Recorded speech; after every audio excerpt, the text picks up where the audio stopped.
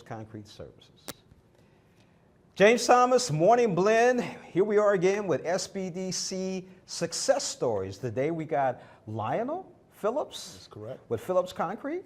Phillips Concrete Services. Services, definitely. Right here in St. Louis, correct? Yes, sir. Yes, okay. Sir. So tell us about your company. Well, Phillips Concrete Services, we are a ready-mix manufacturer and distributor. So we work on construction jobs, pouring concrete. Okay. So, for example, would that be like minority contractors on some major issues? No, we actually pour for everybody. For everybody? We do commercial and residential. Now, there's a lot of work that we do. We perform it for projects that require diversity and inclusion. That is a definite fact. But we pour for everybody. Okay, sounds good. Now, how did you get involved with SBDC? Well, about 4 years ago, Missouri Department of Transportation had a class where they offered small minority businesses an opportunity to go in and learn how to organize their corporation as well as carry out the functions of the corporation. And I had the opportunity to sit in that class that was conducted by Kevin Wilson and Lynette Watson. It was about a 14-week program that we showed up every Friday morning and listened to Lynette and Kevin teach. I mean, very, very talented people, I must add. But it was that's how I initially got involved with the program.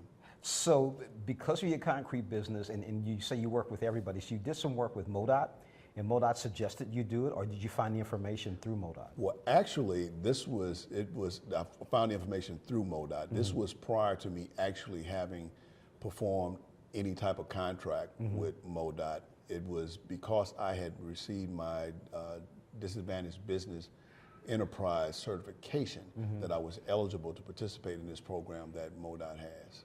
And then how have Lynette and Kevin treated you so far? Well, Kevin treats me okay. Lynette, and rightfully so, she gives me a hard time.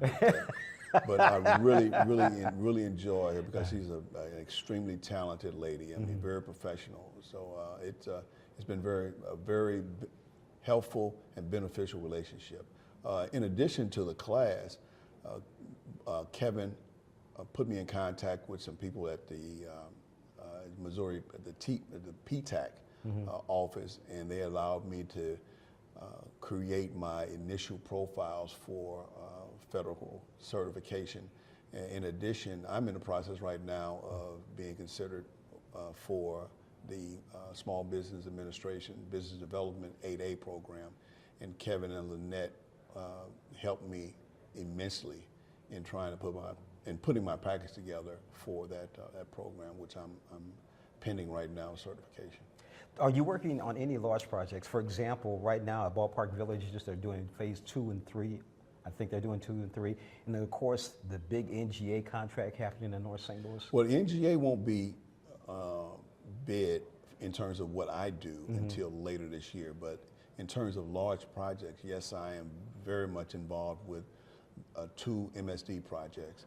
One is the Maline Creek tunnel that's being done up in North St. Louis City, and the really big one, which I'm working with SAK and Goodwin Brothers on the Deer Creek, which is right at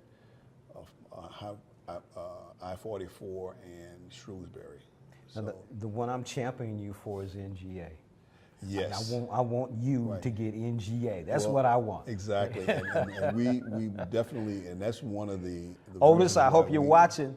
Otis. And that's one of the reasons why we are excited about the possibility of getting 8A certified, because on that project there are a lot of Corps of Engineers set-aside projects for 8A participants.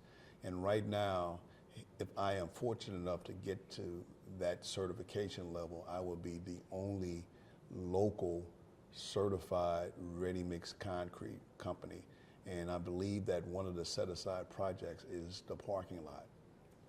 Lionell, you got to get it. Yes, well, you got to get it. We're just, God willing, it'll happen.